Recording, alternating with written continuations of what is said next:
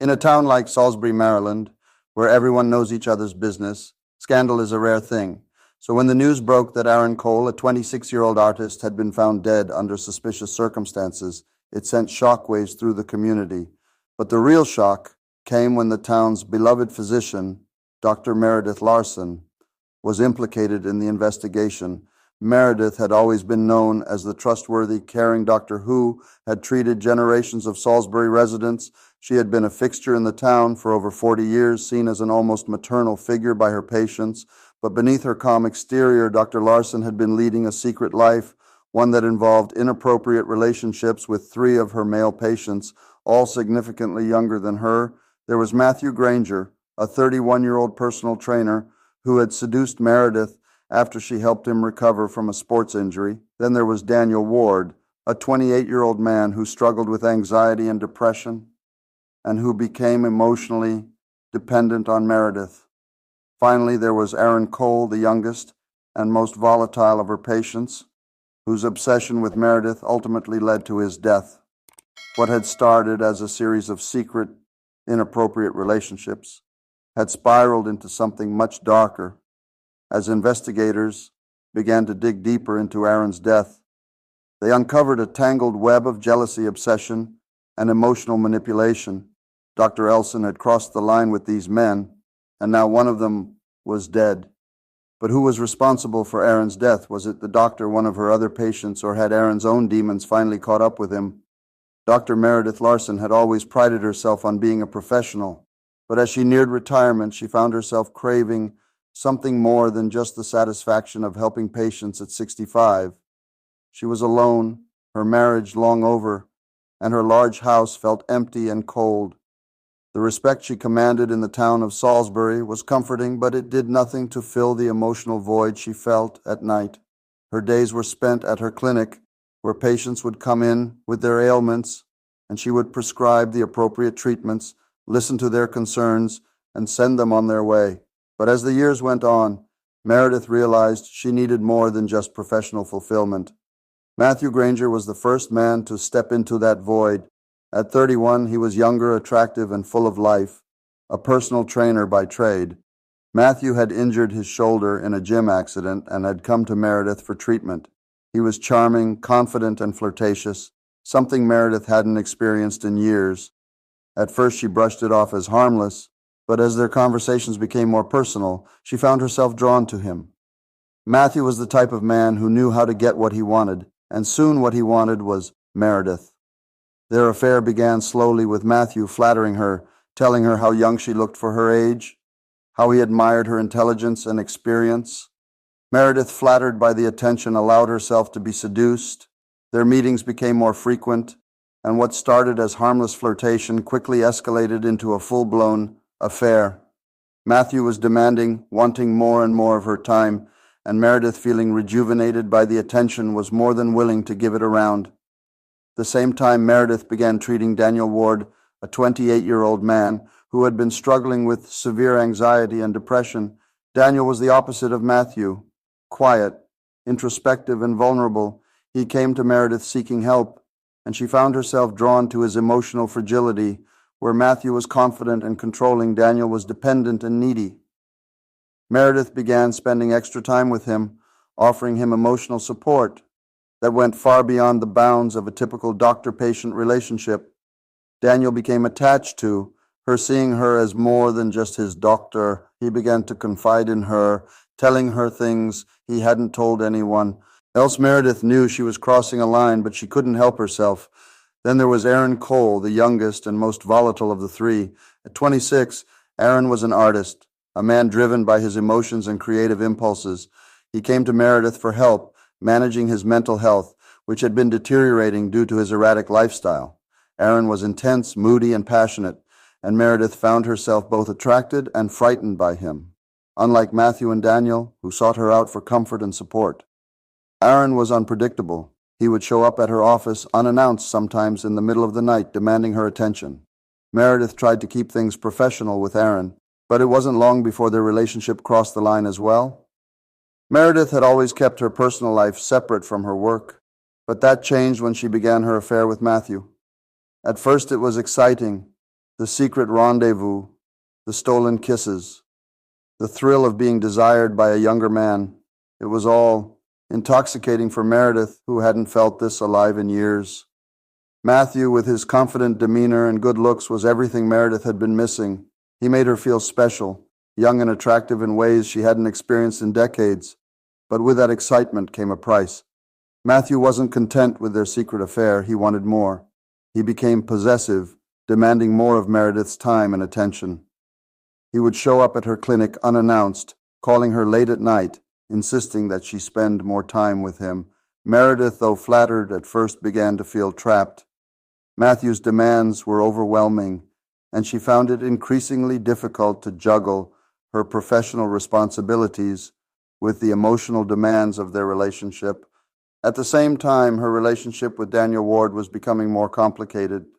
Daniel had always been emotionally fragile, and as their relationship deepened, so did his dependency on Meredith. He would call her at all hours, sometimes in the middle of the night, needing to talk through his anxiety attacks.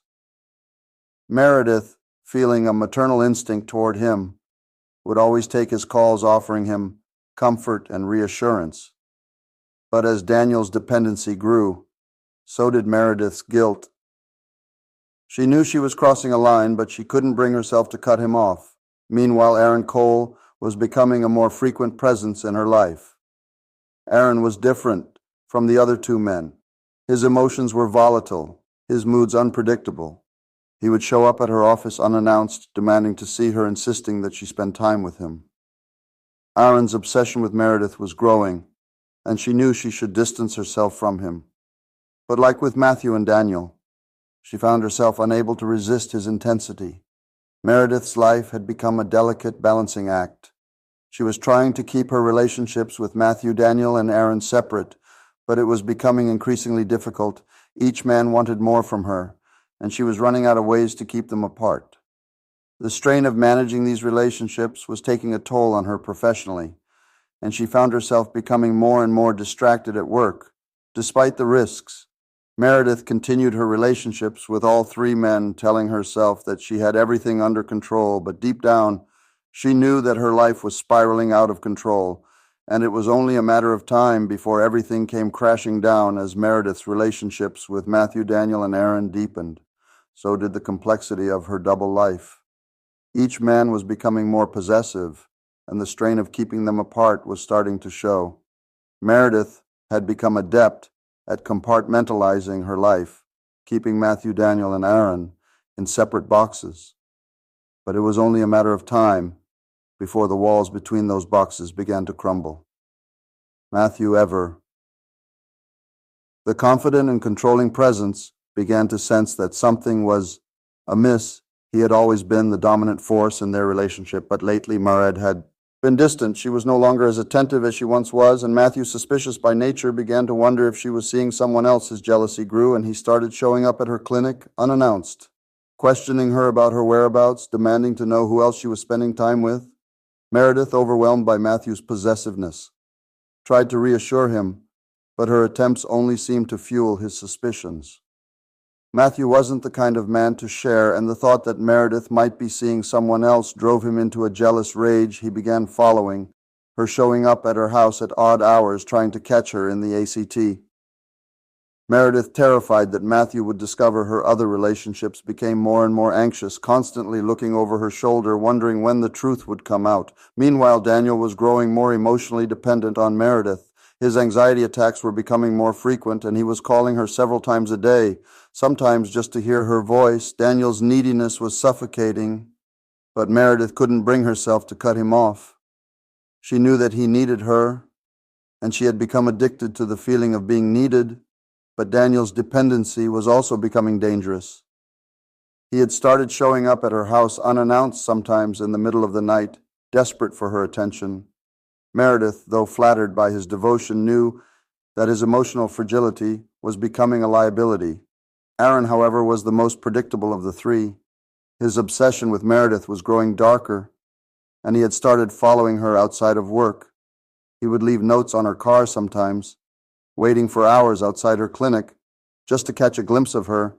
Meredith tried to distance herself from Aaron, but his intensity was hard to resist.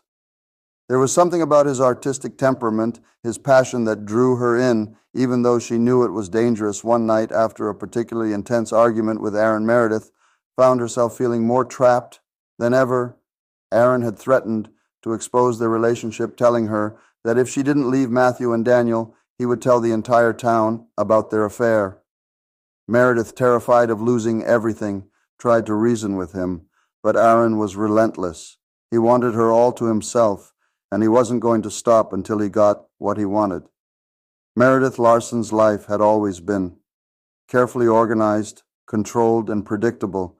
She never imagined that her world could spiral into chaos because of the dependencies she had allowed to develop between herself and her patients. Now Aaron Cole's obsession with her was threatening to destroy everything. Aaron had always been volatile. Meredith knew this from the moment he became her patient. Yet there had been something deeply intriguing about his vulnerability. His artwork, abstract, bold, and often filled with dark imagery, reflected the turbulent mind of a man on the edge. What began as a professional relationship quickly morphed into something more, something that Meredith knew she should have avoided.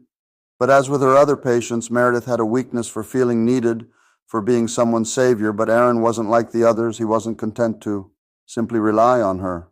Emotionally, he wanted her to reciprocate his passion. The more Meredith tried to pull away from him, the more intense Aaron's obsession became. He began following her outside of work, showing up at her house late at night, and sending her long, rambling messages that veered between declarations of love and bitter accusations of betrayal. One particularly cold winter night, Aaron arrived at Meredith's doorstep, pounding on the door with such force that she thought he might break it down. His face, pale and gaunt from lack of sleep, was twisted in desperation. "You promised you wouldn't abandon me," he yelled, his voice cracking. "You said you understood me. Meredith, why are you pulling away now? Is it because of them, Matthew, Daniel? You think, I don't know." Meredith's heart raced as she opened the door, but she kept her composure. "Aaron, you need to calm down," she said softly, though her own nerves were fraying. "This can't go on like this. You need help. Real help. I can't be the only person you rely on." His expression shifted from one of desperation to rage. "You think I don't know what you're doing? You're just like everyone else. You're going to throw me away when I'm no longer useful to you." Aaron stepped closer, and its breath caught in her throat. She had never been afraid of him before, but tonight there was something different in his eyes, something dangerous. "I'm not going anywhere, Aaron," she said, her voice trembling despite her best efforts. "But you need to go home. We can talk later when you've had time to calm down." Aaron's face darkened. "I don't want to go home. I want you to understand that I can't live without you." The argument escalated, with Aaron making veiled threats about exposing their relationship. Meredith had always feared this day would come, that one of her patients, consumed by jealousy or obsession, would destroy her career. But now it wasn't just her reputation at stake. The way Aaron spoke made her believe he was capable of something far worse than gossip. After what felt like hours, Aaron finally stormed off, leaving Meredith trembling in her doorway. She watched him disappear into the night, her heart pounding. She knew this wasn't over. Aaron wouldn't let it be over. Over the next few days, Meredith was consumed by fear. Aaron's behavior became even more erratic. He sent her messages at all hours of the day and night, vacillating between apologizing for his behavior and threatening to expose their relationship to the entire town. Meredith's anxiety grew. With every passing hour, she couldn't risk losing everything she had worked so hard to build: her clinic, her reputation, her entire life. Meanwhile, Matthew and Daniel were all becoming increasingly suspicious of Meredith's behavior.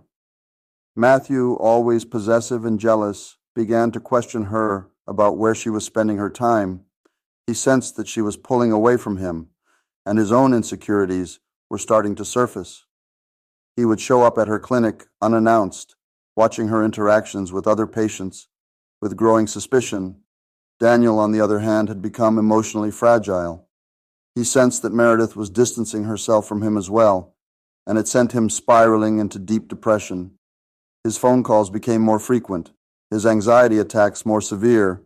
He relied on Meredith for everything, and the thought of losing her terrified him. But he wasn't angry like Matthew or obsessive like Aaron. He was simply desperate. The tension reached its breaking point on the night of Aaron's death.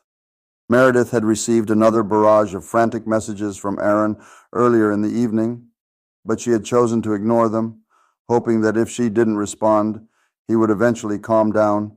But Aaron wasn't the type to be ignored. He had decided that this was the night everything would come to a head when Aaron arrived at Meredith's house. He was more volatile than ever. He accused her of leading him on, of using him for her own emotional needs, only to discard him when he became too much. He threatened to go public with their affair, to tell everyone in the town about the secret life she had been leading with her patients. "I'll ruin you if I have to." He hissed, his eyes wild with fury. "You can't just pretend like none of this happened. Happened, you owe me." Meredith, terrified, tried to reason with him, but Aaron was beyond reason. He stormed out of her house, slamming the door behind him, leaving Meredith shaking with fear. Hours later, Aaron was found dead in his apartment. The cause of death an apparent overdose, but something about the scene didn't sit right with the investigators. The pills found in Aaron's system were prescribed by Meredith, but the dosage was far higher than anything she had ever recommended, and there were other signs, small things like the position of his body and the state of his apartment, that suggested foul play. The police weren't ready to call it a suicide, and they certainly weren't ready to rule out homicide.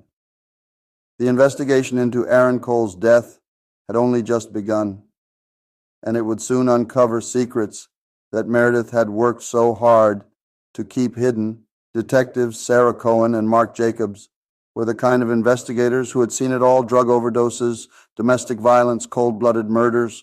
But the case of Aaron Cole's death felt different from the moment they walked into his small, cluttered apartment. Something about the scene felt off. At first glance, it seemed like a straightforward overdose. Aaron had a history of mental health issues, and the pills scattered around his body were enough to suggest a tragic but intentional end to a troubled life. But as Sarah and Mark examined the room more closely, small details began to stand out: the way Aaron's body was positioned on the floor, the faint bruise on his wrist, the fact that the pill bottle was almost too neatly placed beside him. It all suggested that someone might have been there with him. In his final moments, Sarah, always methodical in her approach, began by reviewing Aaron's phone records. The late-night messages to Dr. Meredith Larson immediately caught her attention. There were dozens of them, some rambling and desperate, others angry and accusatory. The messages painted a picture of a man spiraling out of control, but they also hinted at something more, a deeper, more complicated relationship between Aaron and his doctor. The detectives visited Dr. Larson's clinic.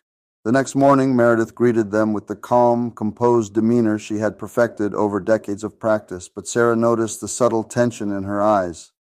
Meredith didn't seem surprised by their visit, and she answered their questions with practiced ease. Yes, she had been treating Aaron for his emotional instability. Yes, she had prescribed him the medication that was found in his system, but no, she hadn't seen him in days. She had no idea he was in such a state. But as Sarah pressed her on the nature of her relationship with Aaron, Meredith hesitated. He was a complicated patient. She said carefully, "He relied on me for more than just medical advice. I suppose I became a bit of a confidant for him." "A confidant," Sarah repeated, raising an eyebrow that seems like a lot of responsibility for a doctor to take on.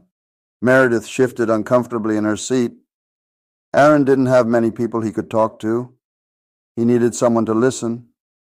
The interview ended without any definitive answers, but Sarah and Mark left the clinic with a nagging sense that there was more to the story than Meredith was letting on. The next step in the investigation was to interview Matthew Granger and Daniel Ward, both of whom had also been under Meredith's care.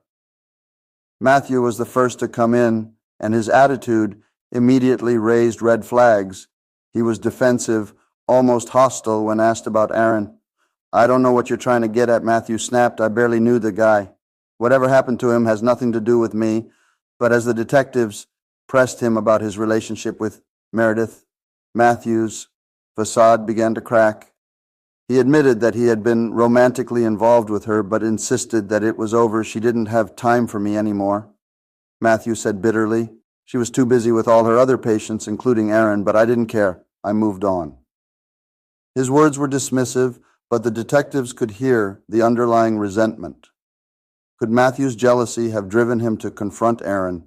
Was there more to his story than he was willing to admit? Daniel's interview, on the other hand, was far more emotional. He arrived at the station looking disheveled, his eyes red from lack of sleep. He seemed nervous, fidgeting in his chair as the detectives questioned him about his relationship with Meredith and Aaron. I didn't know Aaron well, Daniel said quietly, but I knew about him, Meredith. Mentioned him a few times, and I could tell she was worried about him. I didn't think much of it. At the time, when asked about the night of Aaron's death, Daniel hesitated. I wasn't there, he stammered. But his eyes darted away from the detectives. His body language was betraying him. Something was wrong.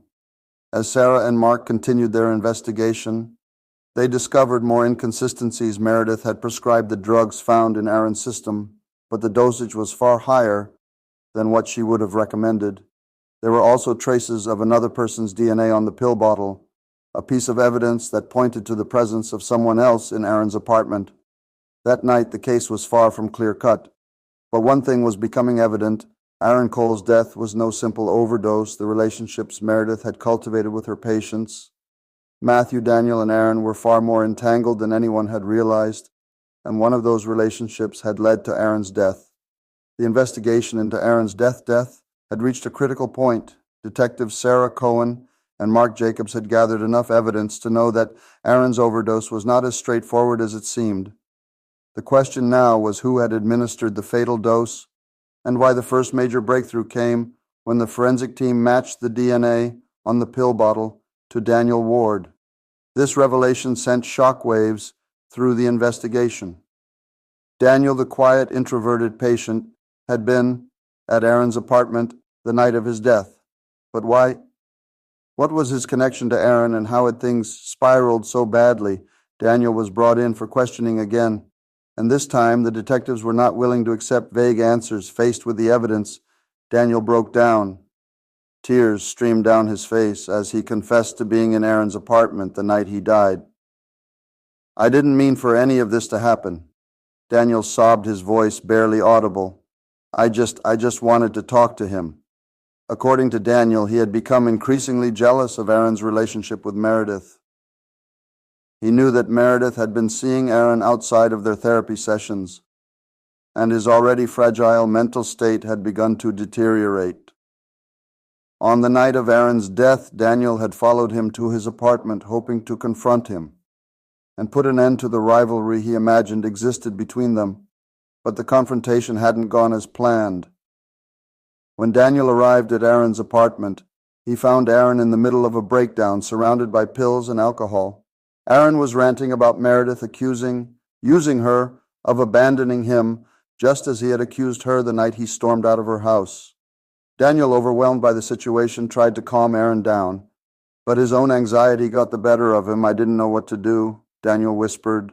He was out of control. He kept saying he wanted to end it all. I thought if I just gave him the pills, it would calm him down.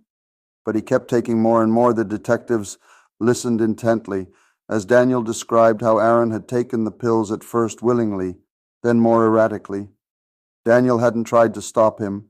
In his mind, Aaron's death was inevitable. If it wasn't that night, it would be another.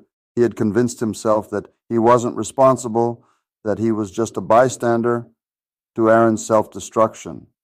But Sarah and Mark weren't convinced that Daniel's involvement was entirely passive. The traces of his DNA on the pill bottle suggested that he had more control over the situation than he was admitting. And while Daniel's confession painted a picture of a deeply troubled man caught in a tragic situation, it didn't explain everything. How had the pills ended up in Aaron's system in such a lethal dosage? Had Daniel administered them himself, or had he simply stood by and watched as Aaron took them? Meredith, for her part, remained under suspicion. The detectives knew that she had been involved with all three men, and the tension between them had been building for months. Could she have manipulated Daniel into confronting Aaron? Was she somehow pulling the strings, using her patient's vulnerabilities to cover her tracks as the investigation continued? More evidence began to surface. Witnesses came forward claiming they had seen Daniel and Aaron arguing in the weeks leading up to Aaron's death. One neighbor reported hearing shouting coming from Aaron's apartment on the night he died, though they hadn't been able to make out what was said. Another witness recalled seeing Meredith and Daniel together on several occasions outside of the clinic, raising questions about the true nature of their relationship. But the most damning piece of evidence came from Aaron's phone. A series of text messages between Aaron and Meredith, sent in the days before his death, revealed a much darker side to their relationship. In one message, Aaron accused Meredith of playing with his life and threatened to expose everything. Meredith's response was chilling. "You're not thinking clearly. You need to calm down before you do something you'll regret." The detectives now had enough to charge both Daniel and Meredith. Daniel for his direct involvement in Aaron's death, and Meredith for her role in manipulating the vulnerable men under her care. The tangled web of relationships had finally begun to unravel, and it was clear that Aaron's death was not the result of a simple overdose. It was the culmination of months of emotional manipulation, jealousy, and obsession. The trial of Dr. Meredith Larson and Daniel Ward became the talk of Salisbury. The small-town community, once so trusting of their local physician, now looked on in disbelief. As the details of Meredith's secret life were laid bare in court, the media latched onto the scandal, turning the case into a national story that captivated audiences with its mix of love, betrayal, and tragedy. The prosecution presented a damning case against Meredith, arguing that she had violated the trust of her patients by engaging in inappropriate relationships and manipulating their emotions for her own gain. They painted a picture of a woman who had used her position of power to control vulnerable men, ultimately leading to Aaron Cole's death. They pointed to the text messages between Meredith and Aaron as evidence that she had known about Aaron's fragile mental state and had done nothing to stop his downward spiral. Daniel's defense, on the other hand, centered on his fragile mental state. His attorneys argued that he had been emotionally manipulated by Meredith, who had taken advantage of his dependency on her. They claimed that Daniel had not intended to harm Aaron, but had been caught up in a tragic situation that was beyond his control. Daniel himself took the stand tearfully, recounting the night of Aaron's death and his growing sense of powerlessness in the face of Aaron's breakdown. Meredith's defense team tried to shift the blame onto Daniel, arguing that while she had made mistakes in her personal life, she had not been responsible for Aaron's death. They portrayed her as a caring, if misguided, doctor who had become too involved in the lives of her patients, but had not intended for anyone to be harmed. They claimed that Daniel had acted alone in administering the pills to Aaron, and that Meredith had had no part in the events that led to his death, but the jury wasn't convinced. After weeks of testimony, they found Daniel Ward guilty of involuntary manslaughter, sentencing him to 15 years in prison. His fragile mental state and the emotional manipulation he had suffered at the hands of Meredith were taken into account. But it was clear that his actions had directly led to Aaron's death. Meredith, though acquitted of murder, was found guilty of professional misconduct and gross negligence. The jury determined that her inappropriate relationships with her patients had created the conditions that allowed Aaron's death to occur. She lost her medical license and was sentenced to 2 years of probation, avoiding prison time but losing everything she had built over her long career. As the courtroom emptied and the media frenzy died down, Meredith was left to face the consequences of her actions. Her reputation in Salisbury was destroyed. Her once thriving clinic closed for good. The town that had once respected and trusted her now saw her as a woman who had let her personal desires cloud her professional judgment, leading to a young man's tragic death. Thank you for watching. If you enjoyed this video, please comment with a 0. And if not, drop a 1. Don't forget to check out more intriguing cases on our channel.